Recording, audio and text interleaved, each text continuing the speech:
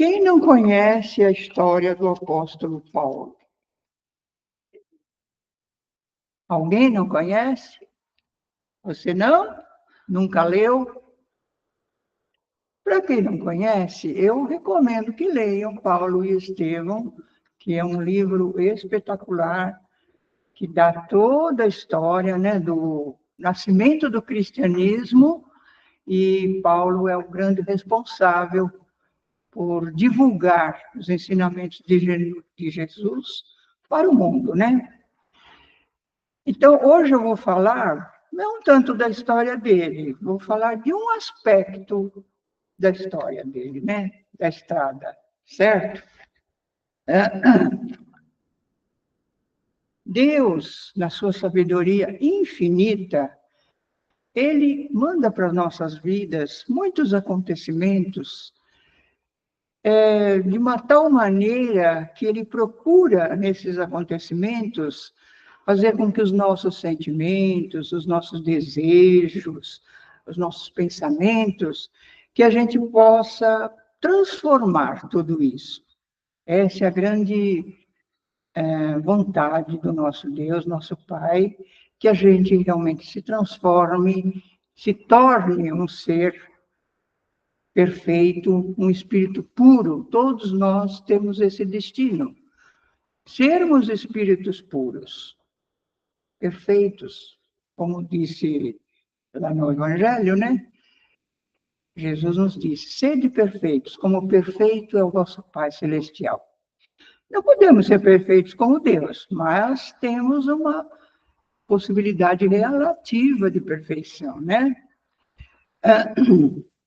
Então, para isso, para elevar as nossas almas até esferas maiores, nem sempre a gente concorda com essas coisas que Deus nos envia. Certos acontecimentos dolorosos, tristes, traumáticos, a gente não concorda. A gente acha que a gente veio aqui para ter tudo de bom, para ter sossego, paz, viver a dolce vida, né? Nós estamos aqui para isso? Não, nós estamos aqui numa escola para a gente aprender, para a gente se aprimorar. Essa é a função de estarmos encarnados na Terra.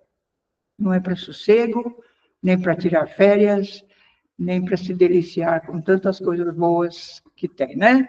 Nada disso. E para isso, muitas vezes, Deus precisa usar as lágrimas, as dores, para que a gente possa sair, tomar consciência e sair de um sono profundo em que estamos mergulhados, sem imaginar, sem saber. Aliás, esquecidos que estamos do porquê que nascemos na Terra. Qual o motivo da nossa encarnação? Certo? E assim, quando Jesus disse ao Simão Pedro, crê, eu te levarei onde não queiras ir, né? Pedro nem imaginava o que ele iria viver. E Jesus disse, eu te levarei onde você nem imagina, em termos de sofrimento até, né? Quando ele falou isso, ele estava falando para todos nós, que para nós atingirmos a perfeição, nós precisamos passar por coisas que a gente nem imagina. Nenhum de nós sonha. Se quando a gente fosse renascer, Deus perguntasse, você quer isso? Claro que a gente ia falar, não, isso não é para mim. Dá para ele lá, para mim não. Né? A gente nunca quer o sofrimento, as tragédias, as coisas ruins, mas elas vêm ao nosso encontro, que é para nos movimentar, para a gente fazer esse trabalho da reforma interior, de melhorarmos como pessoas, seguidoras do Evangelho, pessoas que estão seguindo o Cristo, né? Ele veio aqui, nos trouxe todo o ensinamento. E o que nós estamos fazendo com esse ensinamento? Como é que nós estamos aplicando tudo isso na nossa vida? Então, a história de Paulo nos remete a essas reflexões, né? Porque tudo que ele viveu é o que a gente talvez viva em outras maneiras, de outras proporções, mas mais ou menos assim. Então, Saulo, antes de ser Paulo, né? Ele foi confrontado por muitas circunstâncias que fugiam ao seu controle, né? Ele planejou a vida dele, ele foi educado, ele foi preparado para um futuro brilhante, ele recebeu todas as tradições religiosas e espirituais do seu povo, preparadíssimo, né? Mas agora, nesta hora já em que ele estava prestes a se converter, ele estava cercado por um conjunto de situações desagradáveis que faziam com que ele refletisse, que ele entrasse para dentro de si mesmo, que olhasse o que é que ele estava fazendo. É a reflexão, né? É a tomada de consciência. Essa é a estrada, né? A tomada de consciência é onde você dá o start, assim, e você começa a fazer uma nova trajetória, um novo começo, vamos dizer assim.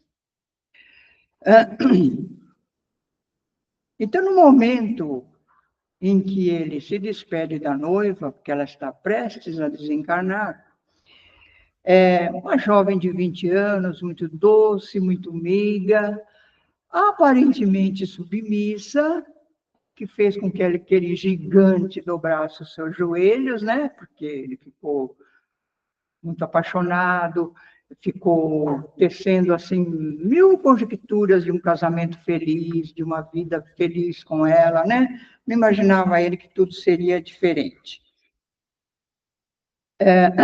E aí, então, diante dessa possibilidade que ela vai desencarnar, ele tem a sua primeira experiência de confronto com a morte. E é doloroso, como é para todo mundo, perder uma pessoa que você ama. É doloroso demais. A gente não sabe lidar com isso, não é? Todos nós passamos por essas coisas, mas é muito demais, mexe demais com as pessoas, né? E ela, então, diz para ele que ela havia sonhado com o irmão, Estevão, que tinha sido morto apedrejado, num julgamento que tinha sido conduzido por Saulo, pelo noivo dela, que ele foi responsável pela morte do irmão, né? E ele tinha dito para ela que naquela noite ela iria desencarnar. Mas que ele também trazia um recado do Cristo para Saulo. Que Jesus o amava muito e tinha muita esperança nele. Quer dizer, Jesus já sabia da missão que estava destinada ao Paulo. Tinha esperança que ele realmente, porque a escolha é nossa, o livre-arbítrio é nosso. A gente pode falar, não vou fazer, não quero. Pode, né? Ninguém é obrigado. Deus nos deu livre-arbítrio, escolha. Mas ele tinha esperança que Paulo aceitasse aquela proposta e fizesse aquilo que era necessário fazer.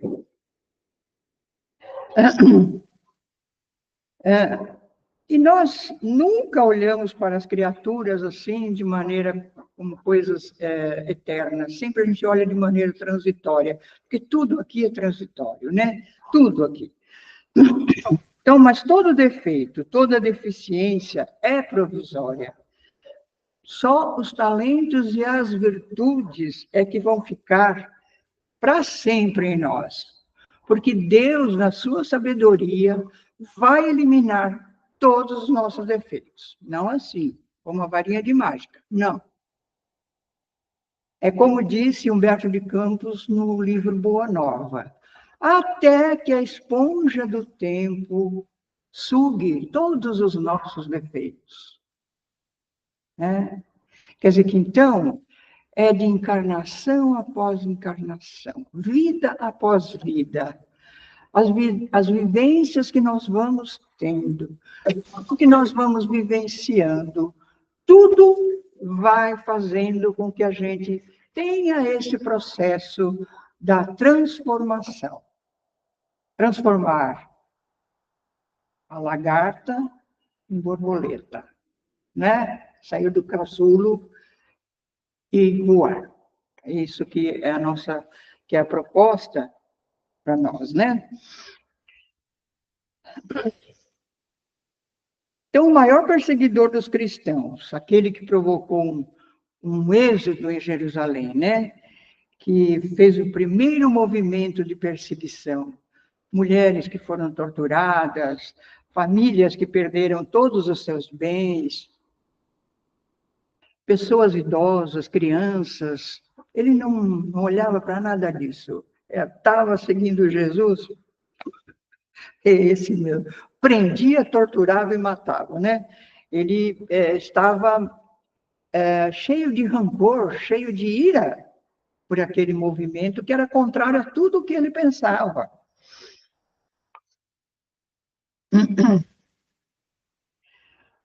Então, ele não foi capaz de compreender aquilo que Jesus estava propondo, aquilo que Jesus dizia para ele, né?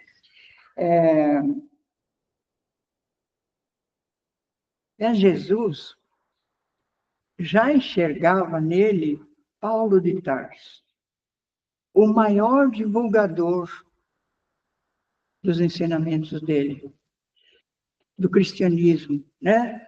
Maior divulgador, quer dizer, Jesus, com todo aquele amor que ele tinha, ele já enxergava não a semente, ele enxergava o fruto lá na frente, aquilo que ele iria fazer.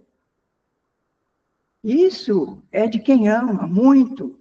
Quem ama vê o melhor nas criaturas. Por que você vê o melhor sempre no seu filho? Você ama o seu filho infinitamente. Você não vê defeito. Você corrige, né, as coisas que você não concorda, que você vê errado.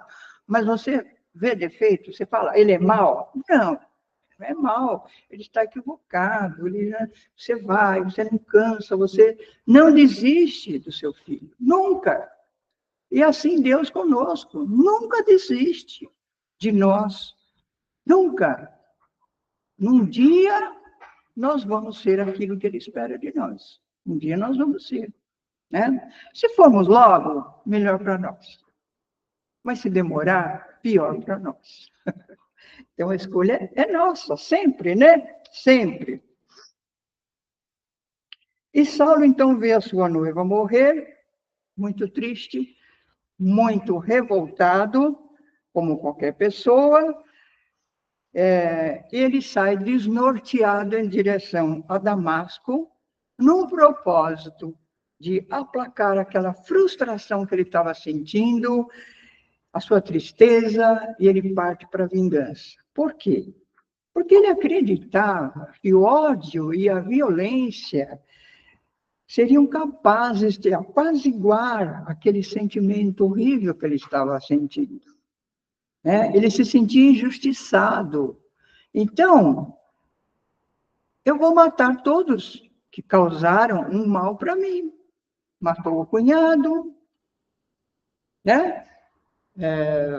Ia atrás de Ananias, porque achou que ele era responsável por ter a noiva ter desistido dele, a noiva morrer, tudo isso. Jesus era culpado porque levou a noiva embora. Quer dizer, então ele se sentia assim, injustiçado, e partiu para a vingança. E a vingança era acabar com todos os cristãos e acabar com aquela seita nazarena, que ele achava que Jesus era um impostor. Então ele estava bem equivocado, ele estava em crise, né, existencial. E é nesse caminho, então, que ele faz uma reflexão pela primeira vez na sua vida, né? Porque ele só havia conhecido sucesso, vitória, posição social, tudo para ele estava maravilhoso, até quando as coisas começaram a não sair bem como ele esperava, como ele queria, né? E aí, nesses pensamentos dele, ele pensava assim, por que que alguns experimentam sofrimentos e dores, enquanto outros parecem sempre prosperar? Gente, não parece muito atual isso? Não é? A gente não se questiona às vezes, mas por que que a injustiça prevalece? Por que que assim? Por que que isso? Por que que aquilo? A gente está sempre questionando, parece que até se revoltando, né, com as coisas. Qual o sentido da vida? Ele perguntava. Uns nascem, aliás, a gente nasce sem nada, constrói alguma coisa, se estabiliza, e aí? Chega o momento da morte. Quando está tudo resolvido, tem que ir embora, né? Aí você adquire sabedoria, maturidade, estabilidade financeira, constrói relacionamentos que parece que vai durar para sempre, e vem a morte e te convida para uma viagem que você não quer fazer. Sempre assim, né? Nenhum de nós quer morrer. Nenhum de nós. E é necessário que seja assim. A gente precisa realmente lutar pela vida. Sempre. Não podemos querer morrer e desistir. Não é esse o propósito. O propósito é vencer a nós mesmos e vencer as nossas dificuldades. E sair daqui mais sábios do que quando chegamos. Esse é o propósito. E se a gente, então, colocar esses nossos interesses humanos nessa régua do tempo, que é a duração entre o nascer e o morrer, a gente se pergunta, para que tanto esforço? Eu vou morrer? Para que eu vou fazer isso? Vai acabar tudo em nada? Isso é quando a gente não tem fé, não tem uma crença, não acredita em Deus, a gente pensa assim, não é verdade? E aí ele vive, então, uma experiência que já faz mais de 2000 anos, e até hoje a maioria de nós mesmos, das pessoas, não é capaz de compreender, porque nós estamos acorrentados na ideia de que nós morremos. Nós morremos? Não? Deixamos o corpo, mas nós, espíritos imortais, não morremos. Só deixamos o nosso corpo, né?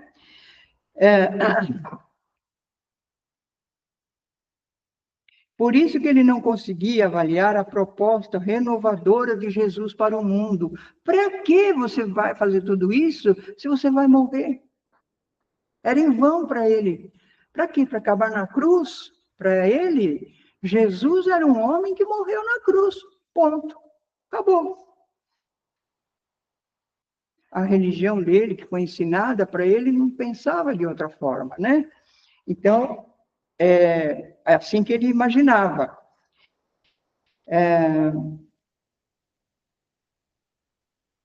Qual é o ideal capaz de sobreviver ao túmulo?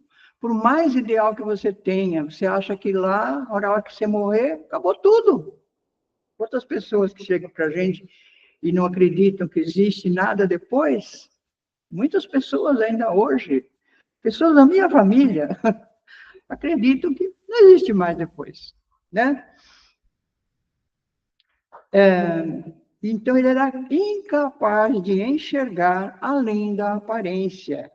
E nesse estado de espírito, absorto nesses pensamentos, é que Emmanuel descreve, com toda a sabedoria de Emmanuel, a chegada dele a Damasco, né? E na véspera, então, que ele vai chegando em Damasco, no fim daquela viagem muito difícil, muito penosa, ele estava envolvido nesses pensamentos, essas forças que ele não sabia de onde vinham, que faziam com que ele ficasse nessas interrogações, ponderando tantas coisas, pensando em tantas coisas da vida, coisas que ele nunca havia pensado antes. E aí um sol de luz se apresenta diante dos seus olhos. Jesus de Nazaré.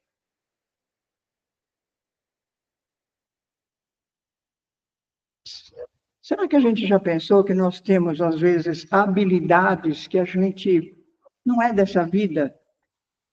São habilidades que a gente não adquiriu agora, já veio conosco. Será que a gente já pensou alguma vez que nós temos defeitos que não são dessa vida, são defeitos tão profundos, tão arraigados, que parece que já tem mais de 3.000 anos? Não é? Por quê? Porque nós somos eternos, nós somos imortais, e nós estamos trazendo isso de outras vidas. Coisas que nós estamos toda a vida que a gente volta repetindo os mesmos erros, as mesmas coisas, com as mesmas pessoas. Toda vez. Então, são erros, defeitos profundos, difícil da gente eliminar. Muito difícil. Precisa um esforço muito grande, que foi o que Paulo fez. Ele também era assim. Mas ele precisou de uma força de leão, vamos dizer assim, para ele transformar todo aquelas coisas erradas que estavam dentro dele e se transformar na criatura maravilhosa que ele foi, fazer o grande trabalho a que ele estava destinado, e fez muito bem feito, né?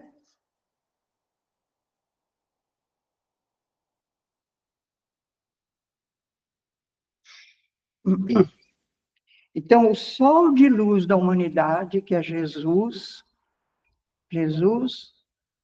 morreu, o corpo dele lá na cruz. Ele não morreu.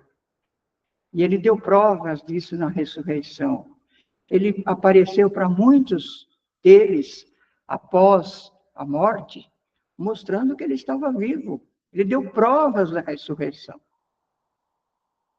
Então, o que ficou lá foi o corpo dele, não o espírito, Jesus. Esse não morreu. E aí muda tudo, não muda? Todo o conceito não muda? Quando você pensa assim, eu vou viver para sempre, eu não vou morrer, eu deixo esse corpo. Amanhã eu volto, adquiro outro corpo, e assim até o dia que eu não vou mais precisar encarnar em corpos perecíveis. Não vou precisar mais passar por provas, por expiações.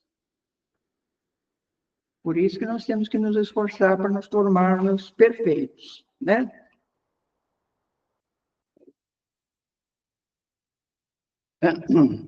Então, este sol de luz da humanidade que dirige este planeta, que reflete essa luz divina para todos os corações humanos encarnados, este sol visitou Saulo às portas de Damasco. E como é que você pode ser a mesma pessoa depois de uma experiência dessa forma? Essa experiência gigantesca.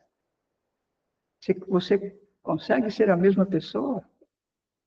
Não dá, não pode. Se eu visse Jesus aqui na minha frente, nem precisava ser tudo aquilo, eu já ia ter uma transformação, acho que 100.000 vezes a mais, né? Então, não dá para ser mais a mesma pessoa, porque ele viu, contemplou a vida espiritual, a eternidade, o que deixa de ser material. É uma experiência para poucos, muito poucos.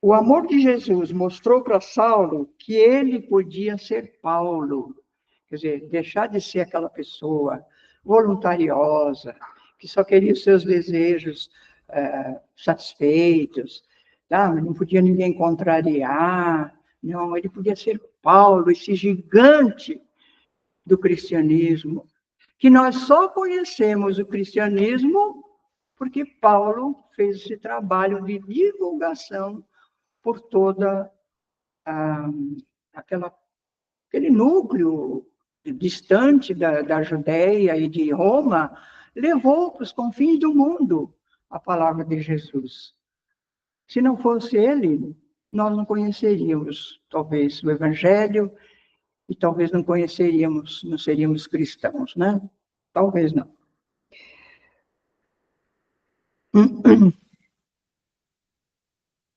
Então, para isso, Jesus fez com que ele ficasse cego por 3 dias, para que ele deixasse a cegueira de um homem encarnado e abrisse a sua visão espiritual para as coisas maiores, para que ele pudesse executar a sua missão, né? E 3 dias, então, pela primeira vez na vida, ele se deixou conduzir, porque ele não podia se movimentar, ele estava cego.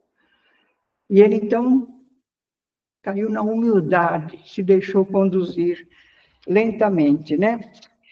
E aí, com toda humildade, ele pergunta para Jesus: o que queres que eu faça? Quando ele se deparou com a verdade, que ele estava enganado, o que queres que eu faça? Com toda humildade. Não escolheu nenhuma tarefa. O que você quer que eu faça? Né? E Jesus não dá nenhum roteiro para ele. Ele só diz: entra na cidade e eu te direi. Quer dizer, Jesus não dá um manual para você, prontinho, para você seguir e fazer o que você deve fazer. Não. Entra na cidade e lá eu vou te mostrar as circunstâncias da sua vida, as pessoas que você vai ter que enfrentar na sua vida, e você, aos poucos, vai descobrindo o roteiro por si mesmo. E nós temos que observar isso. Quais as circunstâncias da minha vida?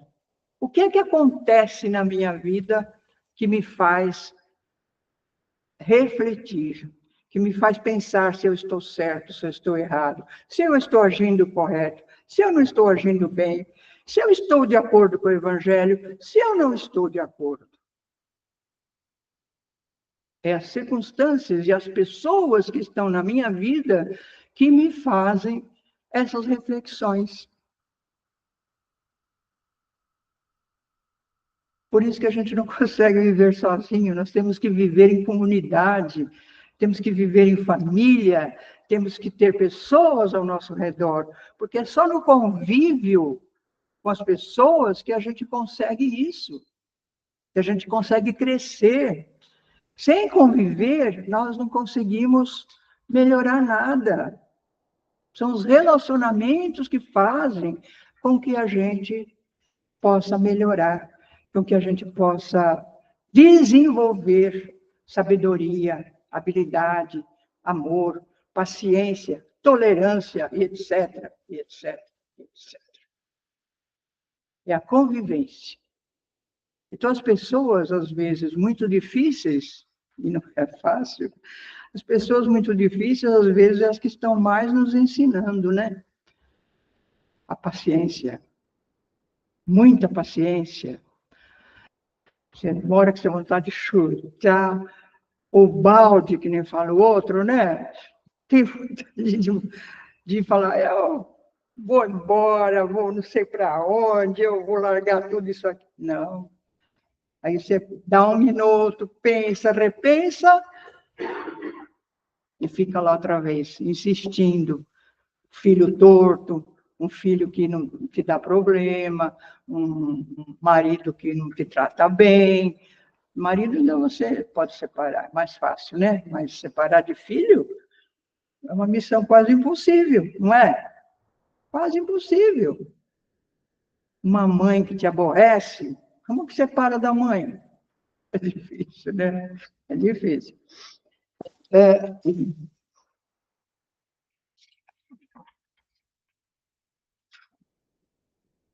Bom, então a gente tem uma doença do controle. A gente acha que controla tudo. E a gente não controla nada. Se a gente desencarnar hoje, controla o quê? Fica tudo aí. Os outros que vão fazer tudo. Até a roupa que você vai vestir, né? Você não tem controle de nada. Quantas vezes as pessoas fazem patrimônio, não sei o quê, deixar para a família, né? Aí depois, lá do outro lado, ele fica vendo as pessoas brigando pela herança dele. Que segurança ele tem? De que eles vão usufruir direito ou que não vão usufruir direito, aquilo que ele deixou. Nenhuma tem segurança. A gente que se ilude, achando que controla as coisas, a vida, as pessoas. Controla nada, né?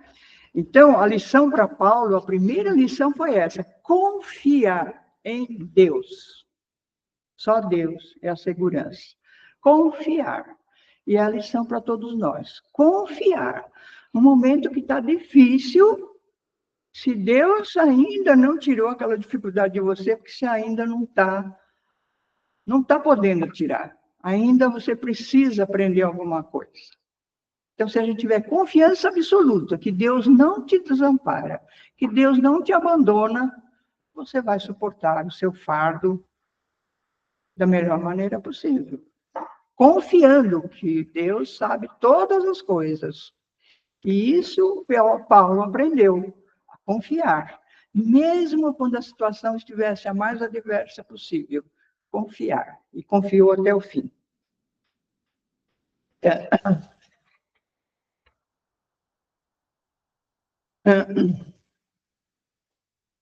Então, como Jesus é infinitamente bom, quando nós nos tornamos mais flexíveis, e Paulo se tornou mais flexível, ele adormece numa caverna. Não tinha mais o afeto familiar, não tinha posição social, não tinha nenhuma situação financeira, não tinha mais nada, nada, né? Sozinho. Mas ele estava assim, imbuído da maior vontade, porque ele queria levar para o mundo inteiro o remédio que é o Evangelho. O Evangelho é a cura de muitos males. Não é você pegar o Evangelho, ler, decorar e pronto, você está lindo, bonitão. Não.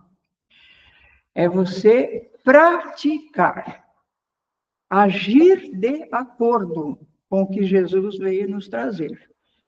Essa que é a nossa lição. O dia que a gente conseguir agir tudo como está lá, talvez a gente nem reencarne mais, né? A gente vai ser bom, de fato.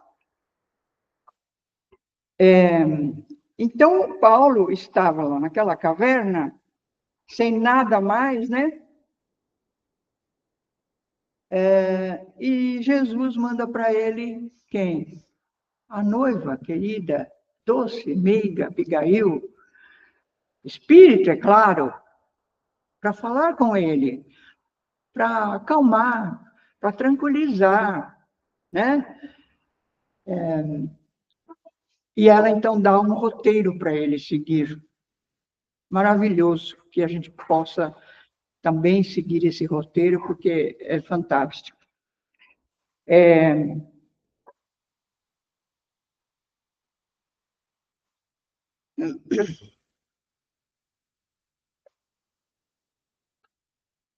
Onde que começa aqui? O primeiro conselho dela: ama, lava os teus olhos no lago do amor. Então, tudo muda se a gente olhar as pessoas com amor, olhar as coisas que acontecem na nossa vida com amor. Tudo muda, tudo pode se transformar. Mas quando a gente olha com raiva, com ódio, as coisas se agravam, né?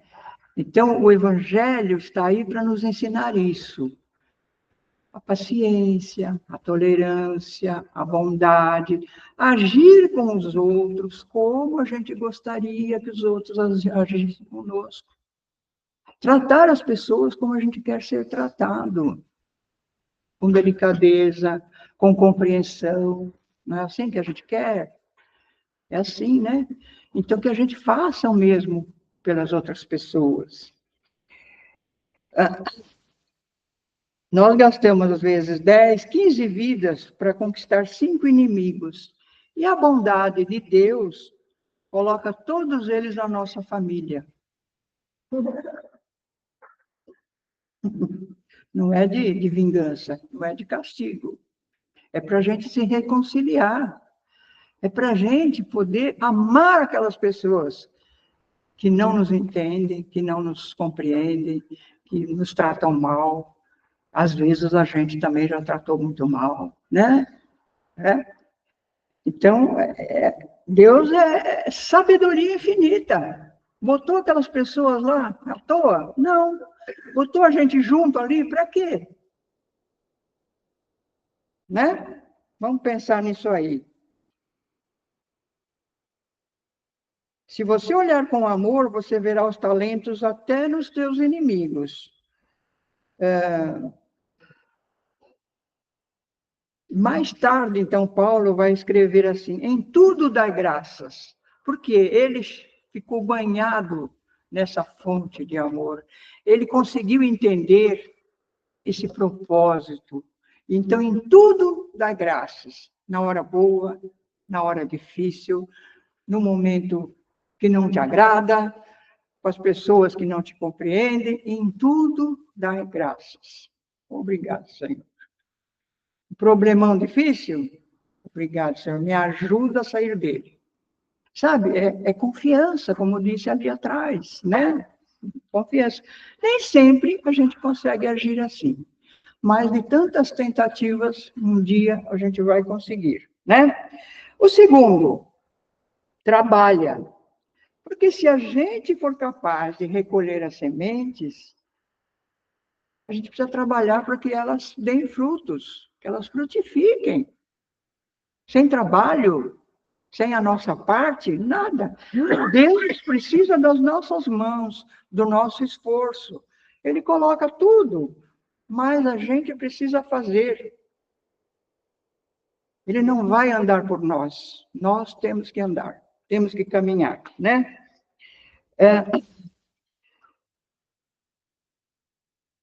Ninguém colhe se não cultivar. Então, o que você planta? Quais os pensamentos que você alimenta? Quais os sentimentos que você alimenta nas pessoas com quem você convive?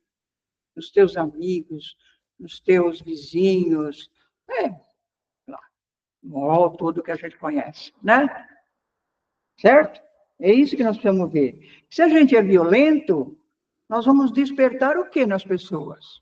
Violência. Nós vamos incentivar que elas sejam também, com a gente, violentos. Se a gente é impaciente, a gente vai despertar impaciência. As pessoas vão agir assim. Aí eu vou terminar, viu? Já está chegando.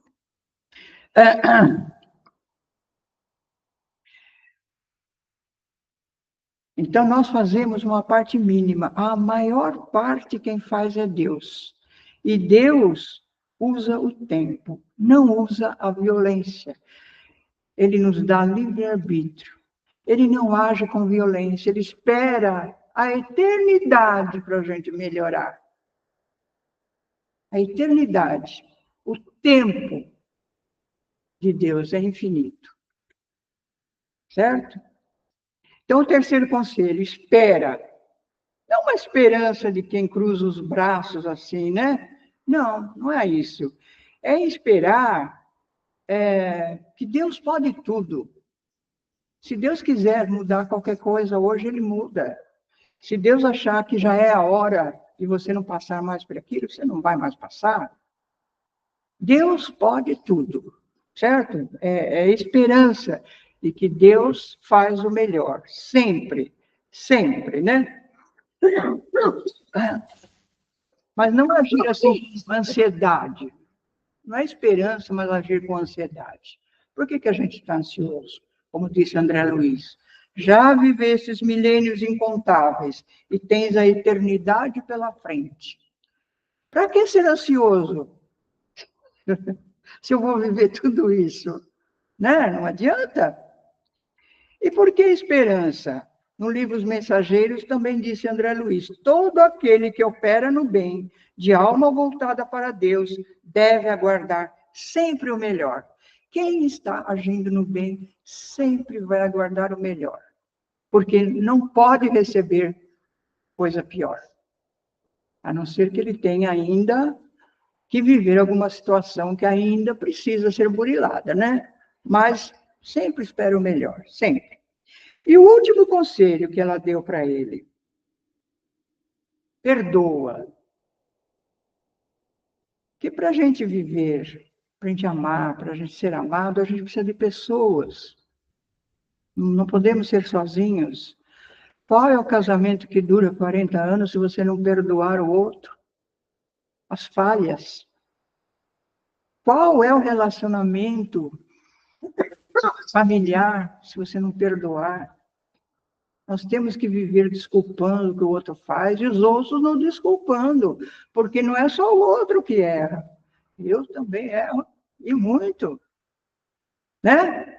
Então, não é assim, perdão, é a gente diariamente, toda hora, desculpar o outro que errou. Ele ainda não aprendeu, ele ainda não sabe. Eu já sei, ele ainda não sabe. Certo? Sem julgamento. Sem julgamento.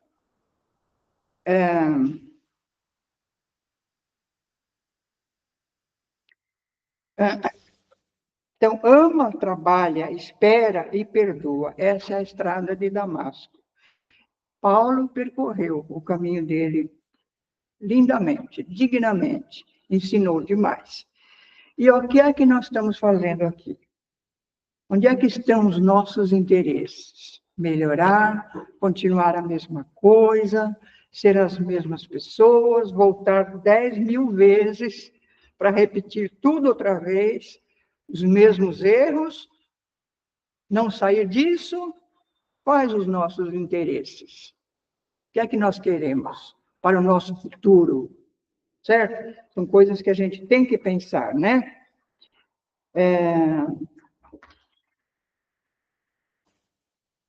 Então, que nós possamos percorrer a nossa estrada de Damasco com a certeza que nós vamos vencer, como Paulo venceu, né?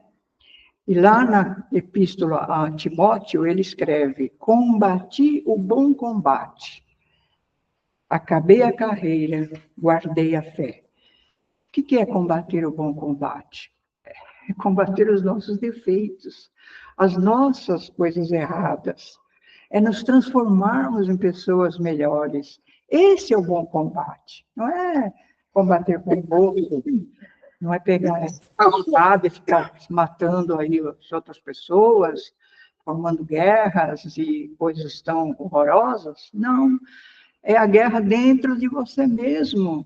É fazer a sua edificação interior, uma pessoa que possa não precisar mais reencarnar aqui, né?